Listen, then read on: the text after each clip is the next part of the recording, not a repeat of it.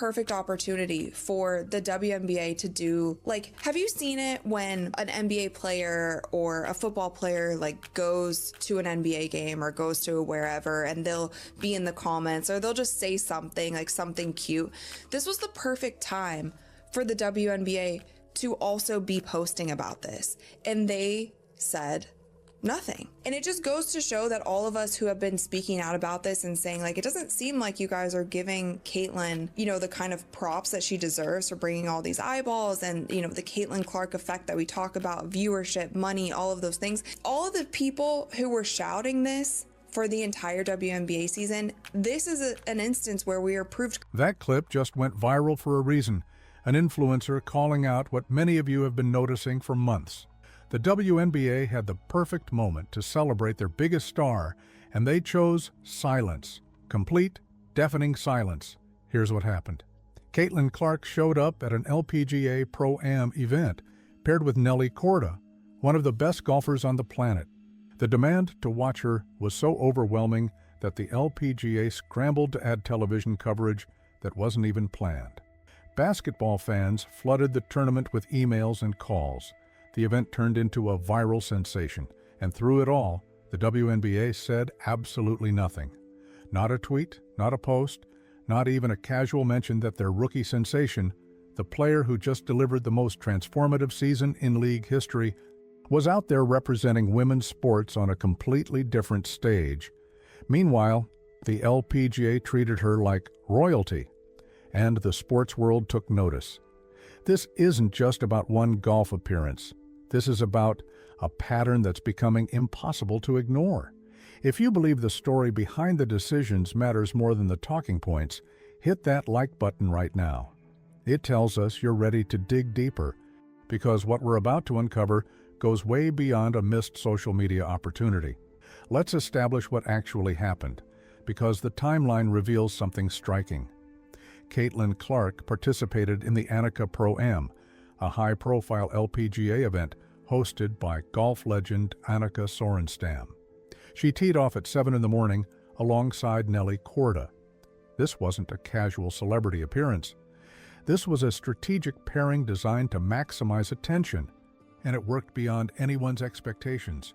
The original plan: no television coverage for the Pro-Am. It's typically just a warm-up event before the main tournament. But then something unprecedented occurred. Fans started reaching out to the LPGA in overwhelming numbers. We're talking emails, phone calls, social media campaigns. People were essentially saying, "We need to see this."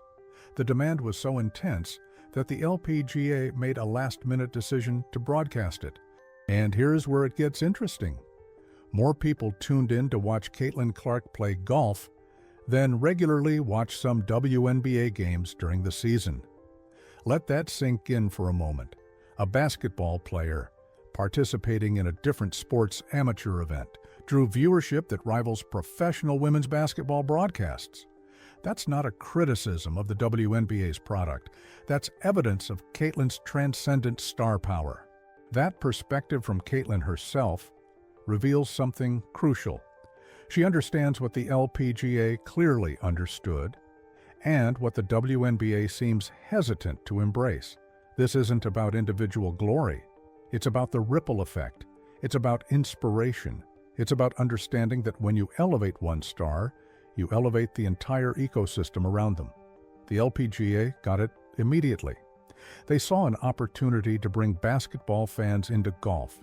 They saw a chance to show young girls that athletic excellence crosses boundaries. They saw a moment to generate millions of social media impressions and convert casual interest into devoted viewership. So they went all in. They promoted the event heavily. They gave Caitlyn prominent placement. They created content around her participation. The contrast with the WNBA couldn't be starker.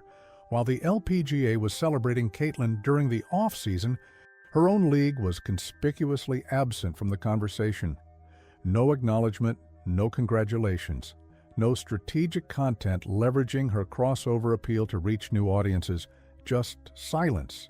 And fans noticed. Immediately, social media lit up with questions. Why isn't the WNBA talking about this?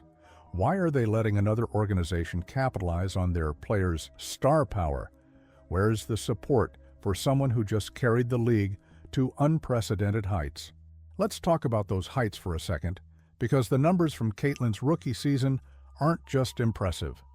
They're transformative on a scale the league has never experienced. Women's basketball did during the NCAA tournament has trickled up to the WNBA this season as the league has seen unprecedented growth thanks to the emergence of a strong rookie class headlined by #1 overall pick Caitlin Clark. So WNBA released a report recently. Numbers are beyond impressive. Attendance is up 156% from last year, and more than half of all WNBA games this year have been sellouts. This year's televised games are averaging 1.32 million viewers, nearly triple last season's average of 462,000. Continuing, the WNBA's online merchandise store has already set a single-season sales record with more than 4 months left in the season, and sales are up 756% compared to last year. And the WNBA social channels garnered 157 million video views through the first week of the season, an all-time high, and up 380% compared to last year. The WNBA also set an all-time high for League Pass subscriptions last month with a 355% increase versus last season. Those aren't marginal improvements. That's a complete revolution. Attendance up 156%. Viewership nearly tripled. Merchandise sales up 756%. These are the kinds of numbers that change the trajectory of an entire organization. And while multiple rookies contributed to this growth, there's no question who the primary driver was. Caitlin Clark's games consistently drew the highest ratings. Her jersey became the best seller. Arenas sold out when the Fever came to town. The Caitlin Clark effect became the defining narrative of the WNBA season. Every analyst, every media outlet, every casual observer acknowledged it. Everyone except apparently, the WNBA's marketing department. This creates a fascinating dynamic. You have a league that just experienced its best season in history, largely because of one player's mainstream appeal. And when that player appears at a major sporting event in a different league during the offseason, they don't leverage it. They don't celebrate it. They don't use it as an opportunity to reach the golf audience, the crossover sports fans, the people who might be discovering Caitlin for the first time through the LPGA coverage. Instead, they let the LPGA do all the promotional heavy lifting, and the LPGA was more than happy to oblige. They understood something fundamental. When you have a transcendent star willing to participate in your event, you don't downplay it. You amplify it. You build a narrative around it. You create moments that people will remember and share. The LPGA paired Caitlin with Nelly Korda deliberately. They knew that putting two dominant athletes from different sports together would generate headlines. They promoted the pairing across their platforms. They made sure cameras captured the interaction. They created content that would resonate with both basketball and golf fans, and it worked spectacularly. The event trended on social media. Clips went viral. Sports outlets covered it extensively. New audiences discovered women's golf. The LPGA gained exposure to demographics they don't typically reach. It was a masterclass in strategic promotion, and they executed it with a player they don't even employ.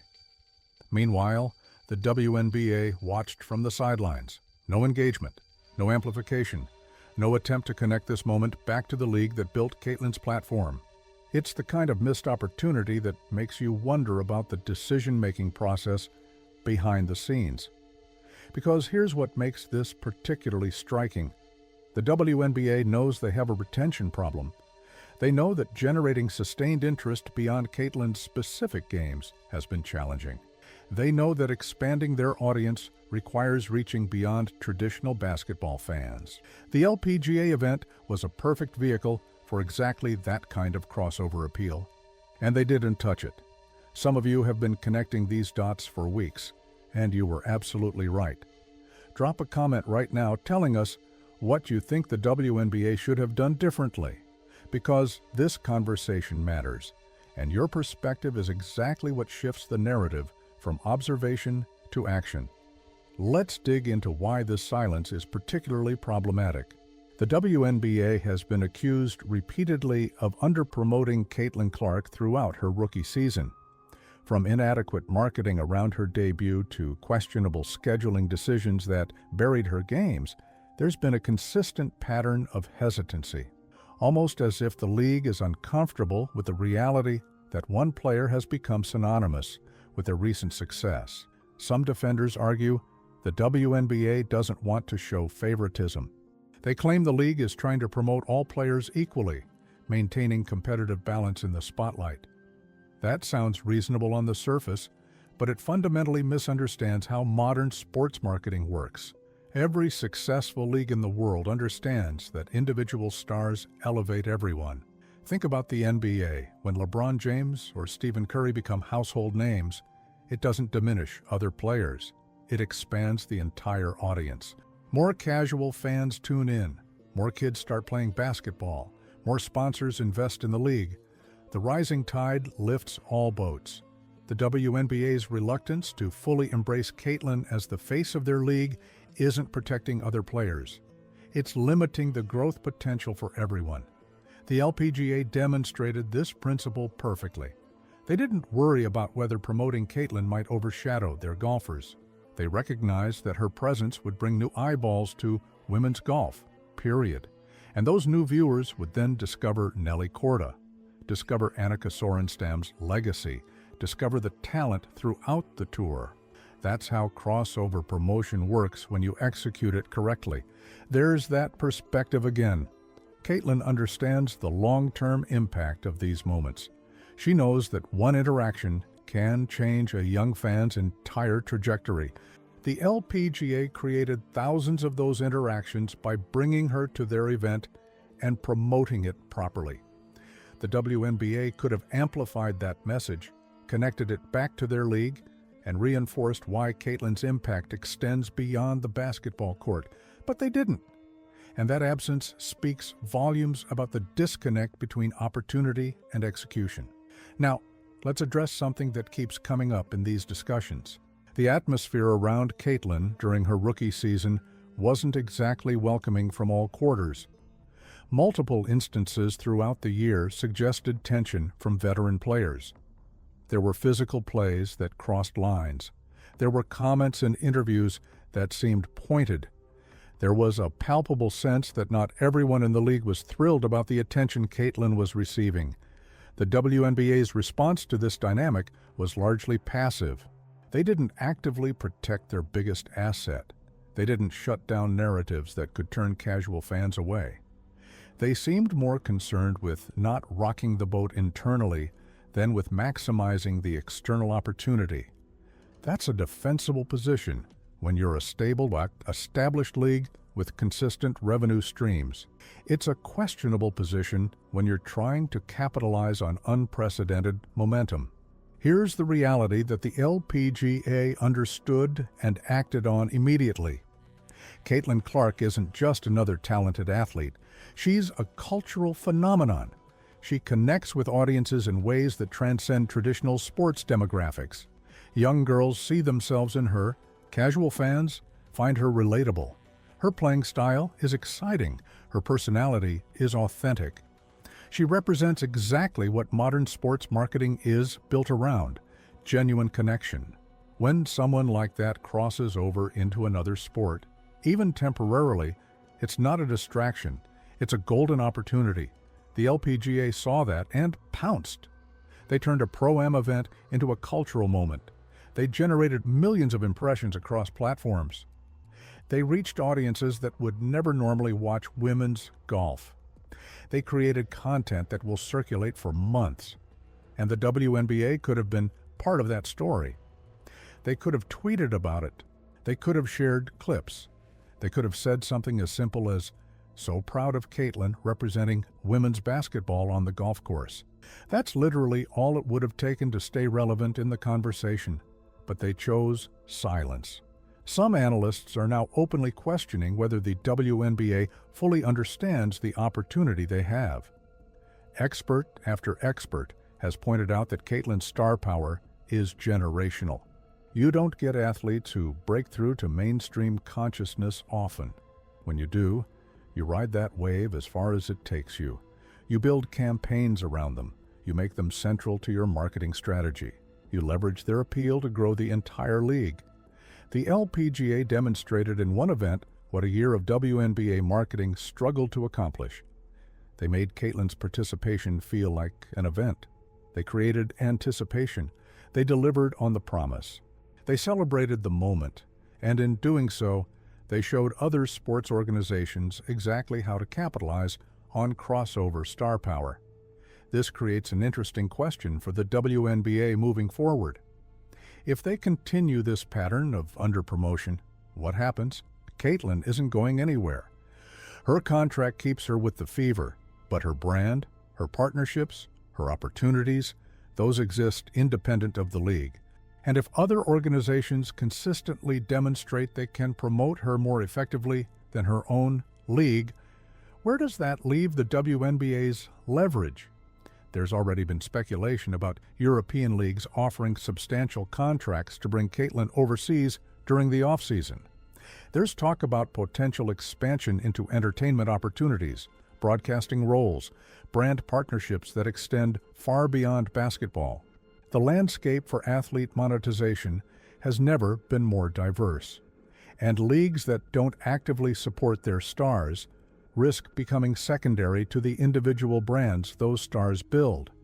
The LPGA event was a warning shot.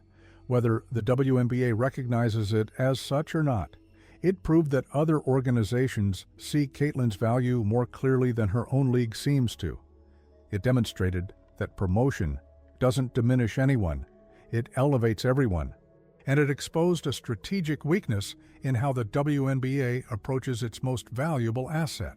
If you found this analysis valuable, make sure you're subscribed with notifications on, because we're going to keep tracking this story as it develops. Next up, we're diving into the European League conversations and what they could mean for the WNBA's future. The decisions being made right now will shape women's basketball for the next decade, and you'll want to understand exactly what's at stake. The question isn't whether Caitlin Clark will continue being a star. That's inevitable. The question is whether the WNBA will fully embrace that reality and build around it, or whether they'll keep hesitating while other organizations write the playbook on how to actually promote transcendent talent. The LPGA just gave everyone a masterclass. Let's see if anyone was paying attention.